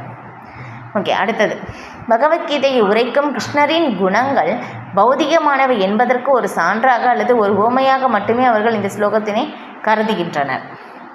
பாருங்களேன், பகவான் வந்து ஏன்னா நம்மளை மாதிரியே பகவான் சாப்பிட்றாங்க. ஏன்னா எனக்கு ஒரு பூ வேணும், இலை வேணும் அப்படின்னு சொல்லி பகவான் சொல்கிறனால நம்மளை மாதிரி பௌதிகமான குணங்கள் இருக்குது அப்படின்னு சொல்லி சொல்கிறதுக்காக இந்த ஸ்லோகம் வந்து மேற்கோள் காட்டுறாங்களாமா. பாருங்களேன், அவங்க சொல்கிறதே தப்பான விளக்கம். வேதங்கள்லேயே என்ன சொல்லப்பட்டிருக்கோ நோக்கத்தையும் புரிஞ்சுக்கலை, கிருஷ்ணரையும் புரிஞ்சுக்கலை இல்லையா? முதல்ல கிருஷ்ணரையும் ஏற்றுக்கலை. இப்போ அந்த மாதிரி இருக்கும்போது கிருஷ்ணருடைய குணங்களை விளக்குவதற்காக வந்து தவறான விளக்கத்தை கொடுப்பதற்காக இந்த ஸ்லோகத்தை வந்து மேற்கோள் காட்டுறாங்களாமா. இது தவறான விளக்கம் இல்லையா? பாருங்கள், இந்த மாதிரி எல்லாமே வந்து என்ன சாதாரண நபர்கள் வந்து என்ன சொல்கிறாங்களோ அவங்க எடுத்துக்கிறாங்க. அவங்களை ஏமாத்துறதுக்காக இந்த மாதிரிலாம் வந்து செய்கிறாங்க அப்படின்னு சொல்கிறாங்க. அதனால தான் அருவவாதிகளுடைய விளக்கம், மாயாவாதிகளுடைய விளக்கத்தை கண்டிப்பாக நம்ம வந்து கேட்கக்கூடாது அப்படின்னு சொல்லி சைத்தன்ய மகாபிரபு ரொம்ப தெளிவாக வந்து நமக்கு சொல்லியிருக்காங்க. ஓகே, ஆனால் உண்மையில் முழுமுதற்கடவுளான கிருஷ்ணருக்கும் புலன்கள் உண்டு. மேலும் அவருடைய புலன்கள் மாற்றத்தக்கவை என்றும் கூறப்பட்டுள்ளது. அதாவது அவரது ஒரு குறிப்பிட்ட புலன் வேறொரு புலனின் செயலை செய்ய முடியும் இல்லை. இப்போ தான் அது பார்த்தோம், அங்கானியஸ்ய சகலேந்திரிய விருத்தி மந்தி. இப்போ அந்த மாதிரி அதே தான் வந்து பிரபுபாதர் வந்து விளக்குறாங்க. இப்போ கிருஷ்ணர் பூரணமானவர் என்று கூறுவதன் பொருள் இதுவே இல்லையா? இதிலிருந்தே தெரிஞ்சுக்கலாம் கிருஷ்ணர் பூரணமானவர். ஏன்னா நம்மளுடைய உடலுக்கும் ஆத்மாவுக்கும் வேறுபாடு இருக்குது. ஆனால் வந்து பகவானுடைய உடலுக்கும் ஆத்மாவுக்கும் புலன்களுக்கும் எந்த வேறுபாடும் இல்லை. அதுதான் ஆன்மீகம். அதுதான் இங்கே வந்து சொல்லப்படுது. பகவான் பூரணமானவர் இல்லையா? பகவான் முழுமையானவர், பகவான் பூரணமானவர் அப்படின்னு சொல்கிறதுக்கான அர்த்தம் இதுதான் இல்லையா? ஓம் பூர்ணமத பூர்ணமிதம் பூர்ணஸ்ய பூர்ணம் பூர்ணம் ஆதாய உச்சியத்தை அப்படின்னு சொல்லி ஒரு ஸ்லோகம் வந்து வரும். பகவான் எப்படின்னா இப்போ பகவான் எப்படின்னா பகவான் வந்து பூரணமானவர். எப்படின்னா இப்போ வந்து நம்ம வந்து பௌதிக உலகத்தில் வந்து பார்த்தோம்னா ஒன்றிலிருந்து ஒன்றை எடுத்தால் பூஜ்ஜியம். நம்ம பௌதீகத்தில் வந்து நம்ம வந்து அறிந்தது அவ்வளோதான், இதுதான் நமக்கு புரிஞ்சது. ஆனால் ஆன்மீகத்தில் எப்படின்னா ஒன்றிலிருந்து ஒன்றை எடுத்தாலும் ஒன்று தான் இல்லையா? இப்போ இது எப்படி வந்து விளக்கம் சொல்லப்படுதுன்னா, இப்போ வந்து ஒரு தீபம் வந்து இருக்குது இல்லையா? ஒரு தீபத்தில் இருந்து தான் மற்ற தீபங்கள் எல்லாமே வந்து நம்ம ஏற்றுறோம். ஆனால் ஒரு மூல தீபம் ஒன்று இருக்கிறனால தான் மற்ற எல்லா தீபங்களும் ஏற்றுறோம். ஆனால் வந்து ஒரு தீபத்திலேருந்து மற்றொரு தீபம் எடுக்கும்போதும் அந்த தீபம் வந்து முழுமையாக வந்து இருக்குது இல்லையா? பகவானிடம் இருந்து எத்தனையோ சக்திகள் எல்லாமே வந்து பிரிஞ்சு வந்தாலும் பகவான் வந்து எப்படி முழுமையாக பூரணமாக எப்போவுமே எஞ்சி இருக்கின்றார். இது நமக்கு பௌதிக அறிவிற்கு புலன்களுக்கு அப்பாற்பட்ட விஷயம். அதான் அச்சிந்திய சக்தி அப்படின்னு சொல்லுவோம். இப்போ பகவானுடைய அந்த அச்சிந்திய சக்தியை நம்ம ஏற்றுக்கொள்ளும் போது தான் இது எல்லாமே வந்து நம்ம புரிஞ்சிக்க முடியும். பகவானுடைய அச்சிந்திய சக்தியை நம்ம ஏற்றுக்கொள்ளாத போது இதில் இருக்கின்ற விளக்கம் எதுவுமே வந்து நம்ம எவ்வளவு தான் நம்ம படிச்சுக்கிட்டே போனாலும் நம்மளால் புரிஞ்சிக்கவே முடியாது. அதுதான் வந்து சொல்லப்படுது. ஒரு அந்த குருசீல பரம்பரையின் மூலமாக ஆச்சாரியர்களுடைய விளக்கத்தை படிக்கும்போது தான் புரிஞ்சிக்க முடியும். அதனால தான் நம்மளுடைய புரிதலுக்கு வந்து வர்றதுக்காக தான் வந்து சில பிரபுபாதர் வந்து இவ்வளோ விளக்கம் வந்து நமக்கு கொடுத்துருக்காங்க. இப்போ இந்த சில பிரபுபாதருடைய விளக்கம் நம்ம வந்து படிக்காமல் வெறும் ஸ்லோகம் மட்டும் நம்ம படிச்சுக்கிட்டே போனாலும் புரியாது. அதுக்கப்புறம் இது வந்து இந்த விளக்கத்தை வந்து நம்ம படிக்காமல் வந்து ஸ்ரீமத் பாகவதம் படித்தாலும் புரியாது. அதுக்கப்புறம் தான் வேறு சாஸ்திரமே நம்ம போகிறதுக்கு இல்லையா? இதுதான் ரொம்ப ரொம்ப முக்கியம். ஒன்று வந்து நம்ம முழுமையாக படிக்க வேண்டியது ரொம்ப ரொம்ப அவசியம். ஒவ்வொரு வார்த்தையும் வந்து ரொம்ப ரொம்ப முக்கியம். பிரம்மதேவர் எப்படி படிச்சிருக்காங்கன்னா 3 முறை வேதங்கள் படிச்சிருக்காங்களாமா. அப்போ வந்து நான் பிரம்மதேவரே வந்து 3 தடவை வேதங்கள் படிச்சிருக்காங்கன்னா நம்ம எவ்வளோ தடவை படிக்கணும் யோசனை பண்ணி பாருங்களேன் இல்லையா? 100 தடவை படித்தாலும் நமக்கு புரியாது இல்லையா? அதனால் வந்து ஒவ்வொரு வார்த்தையும் வந்து ரொம்ப ரொம்ப முக்கியம். பிரபுபாதர் அந்த சொல்கின்ற அந்த வார்த்தையை வந்து நீங்கள் கவனித்து வந்து ஒரே வரியை வந்து நீங்கள் 4 தடவை படித்து பார்த்தீங்கன்னாலே தெரியும் இவ்வளோ விளக்கங்கள் வந்து கொடுக்கப்பட்டிருக்கா அப்படின்னு சொல்லி நமக்கு புரியும். அப்போ அந்த சுவையை வந்து நம்ம அனுபவிக்க முடியும். அதுதான் வந்து சொல்லப்படுது. ஏன்னா பகவான் கிருஷ்ணர் அந்த 2 வார்த்தையில் வந்து சொல்லியிருக்காங்க, அன்புடனும் பக்தியுடனும் அப்படின்னு சொல்லி. இப்போ அன்புடனும் பக்தியுடனும்னா என்ன அப்படின்னு சொல்லி அதற்கான விளக்கத்தை வந்து சில பிரபுபாதர் வந்து ரொம்ப தெளிவாக வந்து விளக்குகிறார். ஏன் இவ்வளோ வார்த்தைகள் வந்து நமக்கு வந்து கொடுக்க வேண்டும் இல்லையா? எப்படி வந்து ஏற்றுக்கொள்ள வேண்டும்? பகவான் அந்த சொன்ன வார்த்தையை வந்து நாம் எந்த விதத்தில் புரிந்து கொள்ள வேண்டும் அப்படின்னு சொல்லிட்டு, ஏன்னா தவறாக புரிந்து கொள்ளவும் வாய்ப்பு இருக்குது இல்லையா? இங்கே வந்து சொல்லியிருக்காங்க பகவான் வந்து ஒரு சிறிது நமக்கு எது முடியுமோ அது வந்து கொடுத்தா நான் ஏற்கிறேன் அப்படின்னு சொல்லும் போதும் அப்போ என்னால் இதுதான் முடியும் அப்படின்னு சொல்லிட்டு நாம் சாப்பிட்ற மாதிரியே வந்து அசைவ உணவு வைப்பது, அதுக்கப்புறம் வந்து இந்த தேநீர் அந்த மாதிரி காஃபி டீ இதெல்லாமே வந்து கொடுப்பது, இது எல்லாமே தவிர்க்க வேண்டும் அப்படின்னு சொல்கிறதுக்காக தான் வந்து பிரபுபாதர் இங்கே விளக்கம் கொடுக்குறாங்க. பகவான் என்ன விரும்புகிறார் அப்படின்னு சொல்லி நம்ம தெரிந்து கொள்ள வேண்டும். எளிமையாக எது வேணாலும் கொடுக்கலாம் அப்படின்னு சொல்லும்போது எதை விரும்புகிறார் அப்படின்னு சொல்லி புரிந்து கொள்ள வேண்டியதும் அவசியம். ஆனால் அருவவாதிகளுடைய விளக்கமும் வந்து நம்ம படிப்பதும் தவறு அப்படின்னு சொல்லிட்டாங்க. ஓகே, அடுத்தது எல்லா வைபவங்களும் அவர் புலன்கள் அற்றவராக கிருஷ்ணர் பூரணமானவர் என்று கூறுவதன் பொருள் இதுவே. அவர் புலன்கள் அற்றவராக இருந்தால் எல்லா வைபவங்களையும் உடையவர் என்று கூறுவது அவர் சாத்தியமல்ல. 7வது அத்தியாயத்தில் உயிர்வாளிகளை ஜட இயற்கையை தானே கருவூட்டுவதாக கிருஷ்ணர் விளக்கியுள்ளார். அவர் அச்செயலை ஜட இயற்கையின் மீது தனது பார்வையை செலுத்துவதன் மூலமாகவே நிறைவேற்றுகிறார். எனவே தற்போதைய விஷயத்தில் பக்தன் தனது அன்பான சொற்களுடன் உணவுப் பொருட்களை படைக்கும் போது கிருஷ்ணர் அச்சொற்களை கேட்கின்றார். பாருங்கள் எப்படி சொல்லப்பட்டிருக்கு, நம்ம சொல்வது பகவான் வந்து கேட்கிறார் அப்படின்னு சொல்லப்பட்டிருக்கு. அப்புறம் இதுபாறு கேட்பதற்கும் சுவைத்து உண்பதற்கும் எவ்வித வேறுபாடும் இல்லை இல்லையா? நம்ம வந்து பகவான் கேட்கிறார் அப்படின்னு சொல்லும் போது இப்போ அதை தான் பகவான் சுவைக்கிறார். நம்ம அன்போடு கொடுப்பது வந்து பகவான் வந்து சுவைக்கிறார். இது வந்து ஒரு விளக்கம் எப்படின்னா, ராமானுஜாச்சாரியார் வந்து பகவான் வந்து அந்த விக்கிரகத்தை வந்து பார்ப்பதற்காக ஒரு அரண்மனைக்கு வந்து வர்றாங்களாமா. அந்த அரண்மனைக்கு வரும்போது பார்த்தோம்னா அந்த ரூம் ஃபுல்லாகவே இந்த ஸ்டோர் ரூம் மாதிரி வச்சுருப்பாங்க இல்லையா அரண்மனையில். அது நிறைய விக்கிரகம் வந்து ஃபுல்லாக வந்து இருக்குது நெருக்கமாக. அவ்வளோ அந்த அறை முழுக்க வந்து ஒரு பெரிய அறை, அந்த அறை முழுக்க விக்கிரகம் இருக்குது. அங்கே வந்து பகவான் விஷ்ணுவுடைய விக்கிரகம் வந்து உள்ளே இருக்குது. எப்படி வந்து போய் தேடுறது? எத்தனை விக்கிரகம் எடுத்து பார்க்க முடியும்? அப்போ ராமானுஜாச்சாரியர் வந்து என்ன பண்ணுறாங்களாமா, அங்கே வந்து உட்காந்து என்னது நம்ம வந்து ரொம்ப ஒரு சின்ன குழந்தைய வந்து ரொம்ப பிரியமாக வந்து எப்படி கூப்பிடுவோம் இல்லையா, என் செல்லமே இங்கே வா அப்படின்னு சொல்லி இந்த மாதிரி சொல்லி கூப்பிட்ட உடனே வந்து அந்த விக்கிரகம் வந்து அது தானே தாவி வந்து ராமானுஜாச்சாரியோட மடியில் வந்து உட்கார்ந்ததாமா இல்லையா. ஏன்னா வந்து அந்த விக்கிரகம் வந்து சாக்ஷாத் பகவான் தான் இல்லையா. இதில் ஸ்ரீமத் பாகவதத்தில் வந்து சாஸ்திரத்தில் வந்து எப்படி சொல்லப்பட்டிருக்குன்னா, பகவானுடைய அர்ச்சா விக்கிரகம், அதுக்கப்புறம் வந்து ஆன்மீக குரு, அதுக்கப்புறம் புனித நதிகள், இது எல்லாமே சாதாரணமாக வந்து நம்ம எப்போவுமே வந்து நினைக்கக்கூடாது. ஏன்னா அது எல்லாமே சாதாரணமாக நினைப்பது கூட வந்து ஒரு அபராதம் தான். அவன் நரகத்திற்கு செல்வான் அப்படின்னு சொல்லப்பட்டிருக்கு. அப்போ வந்து பகவானுடைய விக்கிரகம் அப்படின்னாக்கா பகவான் தான், சாக்ஷாத் பகவான் தான் அங்கே இருக்காங்க இல்லையா. அப்போ வந்து அந்த அதிலிருந்து பகவான் வந்து நம்ம சொல்கிற அந்த நம்முடைய பிரார்த்தனையை வந்து ஏற்றுக்கொள்கிறார். ஏன்னா நம்முடைய பௌதிக புலன்களின் மூலமாக எதை அணுக முடியுமோ நம்மளுக்காக பகவான் அந்த ஒரு ரூபத்தில் வந்து பகவான் அர்ச்சா விக்கிரகத்தின் மூலமாக வந்திருக்கிறார். பகவான் வந்து அந்த முழுமையாக ஆன்மீக ரூபத்தில் வரும்போது நம்ம வந்து நேரடியாக நம்ம அணுகிறதுக்காக அந்த அளவுக்கு தூய்மை நமக்கு இல்லை இல்லையா. நேரடியாக நம்ம பகவானையும் அணுக முடியாது. அதனால தான் ஆன்மீக குருவின் மூலமாகத்தான் வந்து நாம் அணுகுகின்றோம்.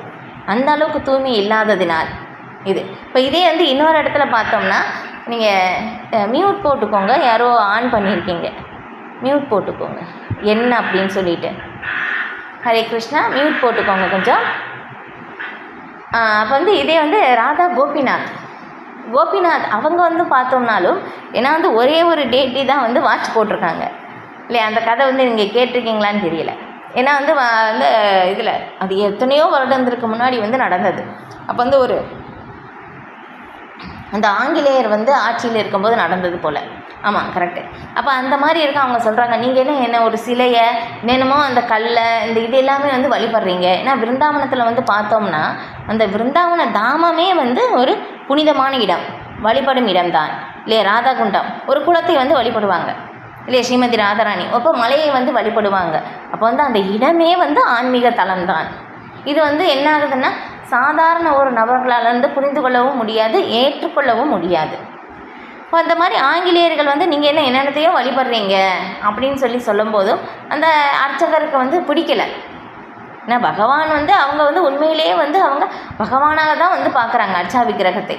இப்போ அந்த மாதிரி பார்க்கும்போதும் அவங்களுக்கு வந்து சொல்லும்போது ரொம்ப கஷ்டமாக இருக்குது, வருத்தமாக இருக்குது. சரி, நீங்கள் வந்து அப்போ அந்த ஒரு தருணத்தில் வந்து ஒரு விஞ்ஞானி வந்து என்ன பண்ணியிருக்காங்கன்னா, இந்த மாதிரி வந்து யாருடைய கையில் வாட்ச் கட்டினாங்கன்னா அந்த ஒரு பாடி ஹீட்லேருந்து அந்த வாட்ச் வந்து ஓடும். அந்த மாதிரி ஒரு அப்போ அந்த ஒரு தருணத்தில் வந்து தயாரிச்சிருக்காங்க. சரி, இது உண்மையா அப்படின்னு சொல்லி நான் சோதிக்கிறதுக்காக இந்த வாட்ச் வந்து இந்த கடிகாரத்தை வந்து நான் வந்து உங்களுடைய விக்கிரகத்துக்கு வந்து நீங்கள் கட்டுங்க அப்படின்னு சொல்லும்போதும் அவங்க வந்து அந்த மாதிரி கட்டும்போது என்ன ஆகுது, நிஜமாகவே 2 நாள் கழித்து பார்க்குறாங்க, 3 நாள் கழித்து பார்க்குறாங்க, அங்கேயே இருந்து பார்க்குறாங்க, அது தொடர்ந்து வந்து அந்த கடிகாரம் வந்து ஓடுது. அப்போ அந்த ஆங்கிலேயருக்கு ரொம்ப ஆச்சரியம். ஓ, பகவான் வந்து இருக்கின்றார் அப்படின்னு சொல்லி அப்போ பகவானை வந்து அவர் ஏற்றுக்கொள்கிறார். இந்த மாதிரி நிறைய உதாரணங்கள் வந்து நம்ம சொல்லிக்கிட்டே போகலாம் இல்லை. பகவான் வந்து எப்படின்னா நம்முடைய மனசு பார்த்துருக்கீங்களா?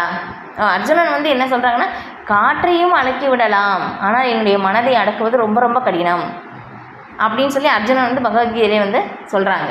ஆனால் வந்து நம்மளுடைய மனம் பார்த்தோம்னா காற்றை விட வேகமாக போகக்கூடியது இல்லையா. நம்ம வந்து ஒரு தூரமான ஒரு இடத்துல வந்து எங்கேயும் நம்ம பயணம் செஞ்சுருக்கோம் அப்படின்னாக்கா என்ன ஆகும்னா, ஒரு உதாரணத்துக்கு சொல்லும் போது இப்போ ஊட்டி ரத யாத்திரை அப்படின்னு சொல்லும்போது ஊட்டியை நினச்சும் போது இப்போ சொல்லும் போது எனக்கு டக்குன்னு நம்ம மனசு வந்து ஊட்டிக்கு போயிருந்தால் அங்கே போயிடும். இப்போ டக்குன்னு அந்த ஒரு இடத்தை வந்து மனசில் வந்து நினச்சிடும் இல்லையா, உடனே அங்கே பிரயாணம் செஞ்சிடும். அவ்வளோ வேகமாக மனம் பயணம் செய்யக்கூடியது.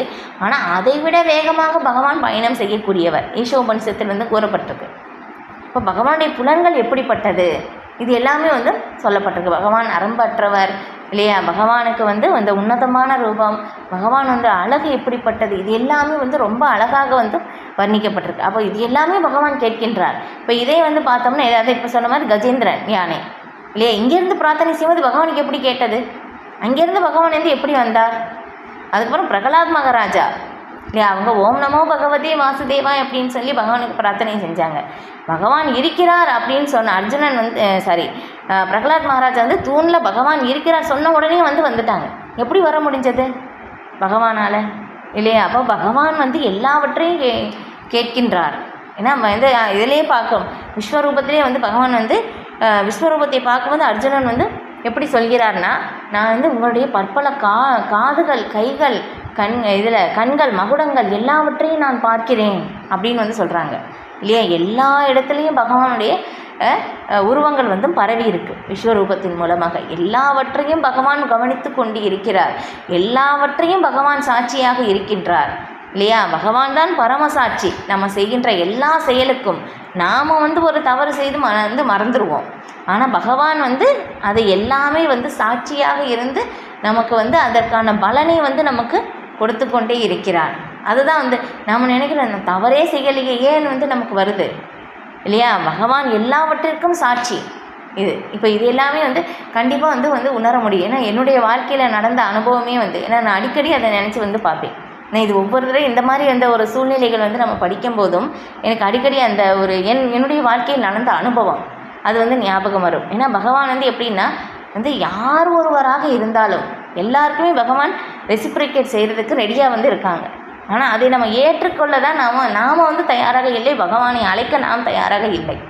ஏன்னா அப்போ வந்து எனக்கு புரியலை அந்த நடந்தது. ஆனால் இப்போ இது எல்லாமே வந்து படிக்கும்போது தான் வந்து பிரபுபாதருடைய விளக்கம் படிக்கும்போது தான் வந்து புரியுது, ஓ இப்படி எல்லாம் வந்து இருக்கா அப்படின்னு சொல்லிட்டு வந்து தெரிஞ்சுக்க முடியுது. ஏன்னா என்னுடைய வாழ்க்கையில் நடந்தது. நான் வந்து 9ஆம் வகுப்பு வந்து படிக்கும்போது அப்போ என்னென்னா 9ஆம் வகுப்பில் வந்து இந்த சயின்ஸ் எல்லாமே வந்து ரொம்ப டஃப்பு, ரொம்ப கஷ்டமாக இருக்குமா, அதனால் எல்லாருமே வந்து ஃபெயில் ஆகிட்டாங்க. ஒரு 2-3 பேர் தான் பாஸ். அப்போ நானும் ஃபெயில் ஆகிட்டேன். அப்போ அந்த ஒரு நேரத்தில் வந்து என்னாச்சுன்னா நான் எவ்வளோ 12 மார்க்கு 15 மதிப்பெண்ணோ எனக்கு இருந்தது. எனக்குன்னா வந்து ரொம்ப பயம். அப்போ வந்து என்ன பண்ணாங்கன்னா டீச்சர் வந்து என்ன சொன்னாங்கன்னா, எல்லாருமே ஃபெயில் ஆனவங்க எல்லாருமே என்கிட்ட வந்து ஒப்பிக்கணும் அப்படின்னு சொன்னோன்னே எனக்கு பயம். ஏன்னா டீச்சர் பக்கத்தில் போகும்போது எனக்கு ஒரு தடவை படித்தா மறந்து போயிடும். 4-5 தடவை படித்தா தான் எனக்கு ஞாபகம் இருக்கும். அப்போ வந்து சொல்கிறதுக்கு எனக்கு பயம். ஐயோ எல்லாருமே சொல்லிடுவாங்களே, ஏன்னா வந்து சொல்ல மாட்டேனே அப்படின்னு சொல்லி அப்போ வந்து நான் தீவிரமாக மனசுக்குள்ளே பிரார்த்தனை பண்ணுறேன். ஐயோ கடவுளே கேட்கக்கூடாது, டீச்சர் வந்து என்னை வந்து சொல்லக்கூடாது அப்படின்னு சொல்லி திரும்ப கடவுளே பிரார்த்தனை செஞ்சுக்கிட்டே இருக்கேன்.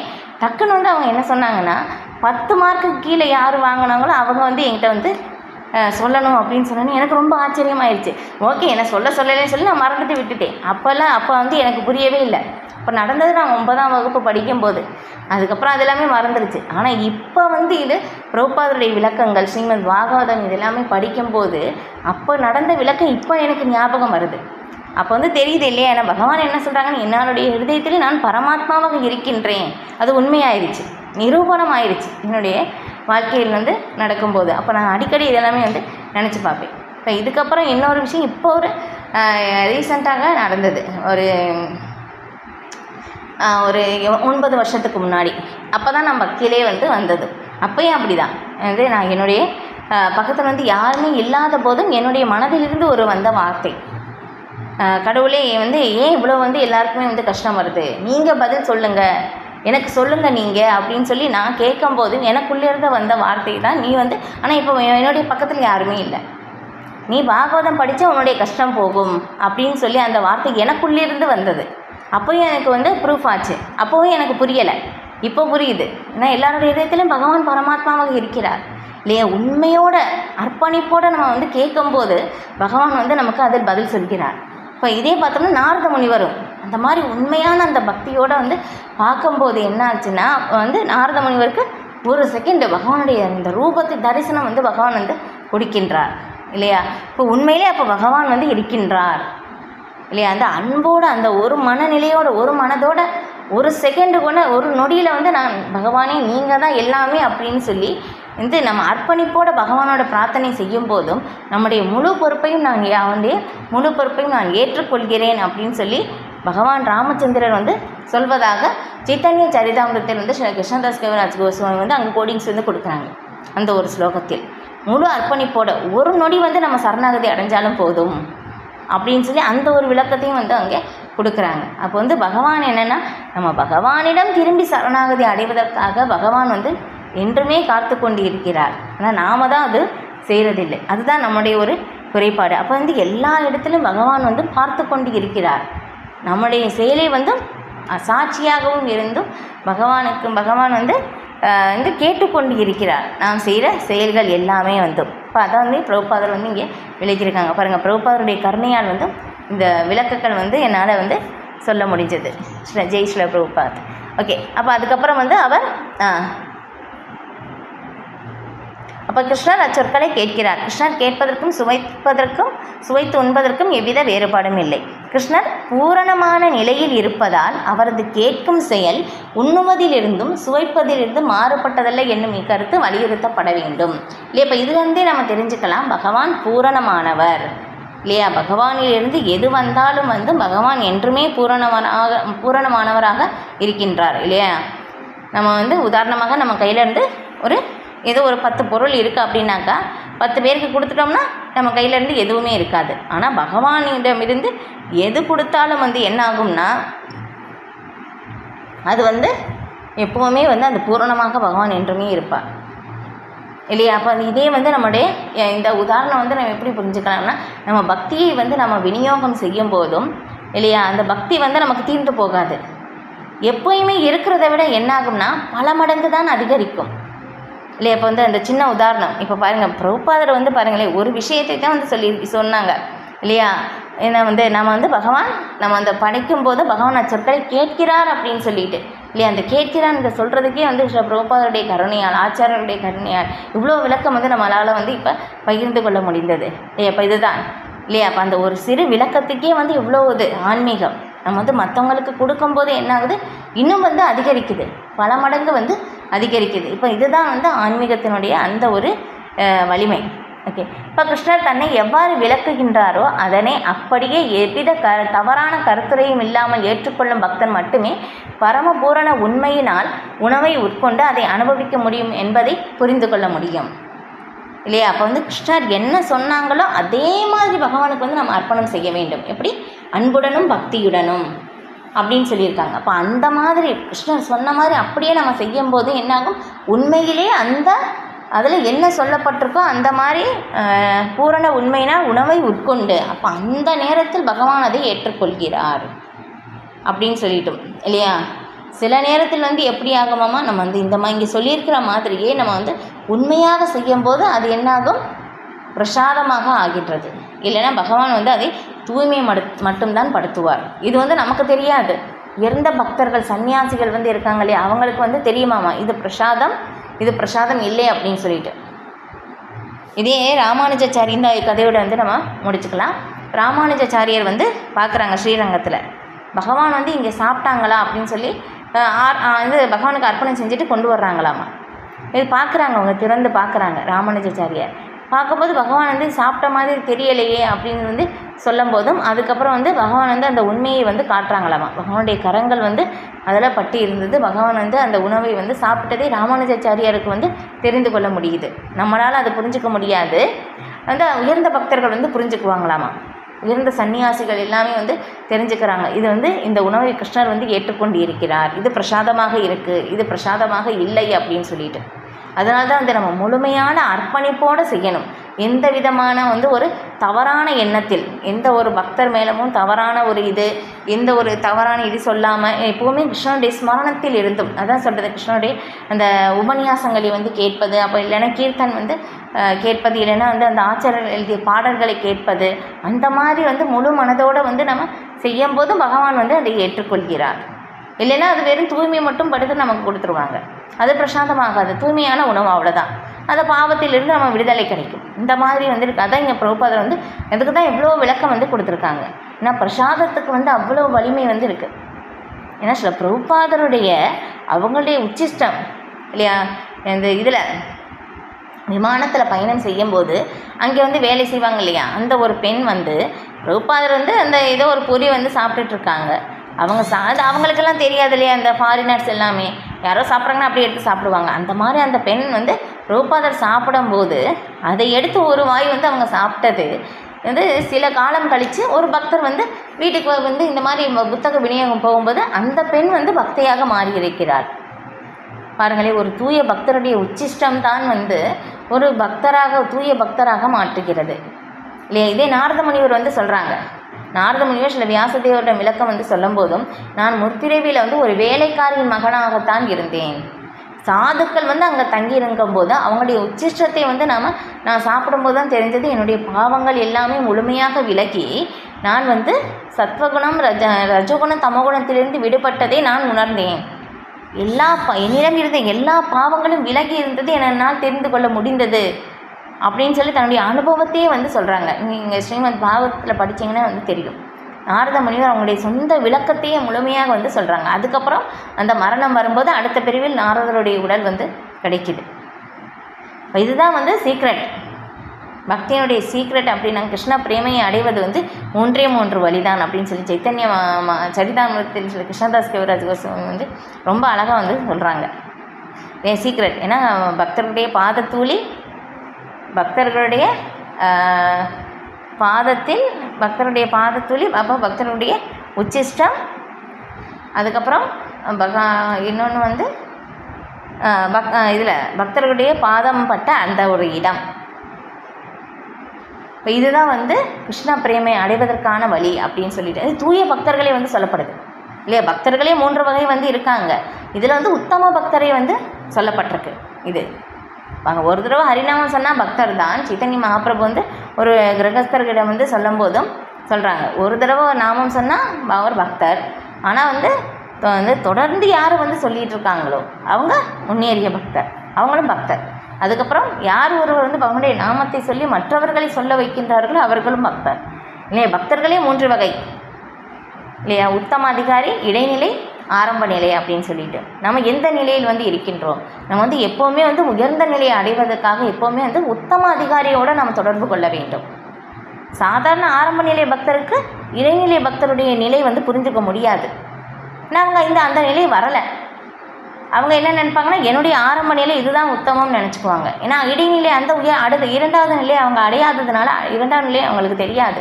2ஆம் நிலை பக்தர் செய்வதை கூட அவங்களால புரிஞ்சிக்க முடியாது.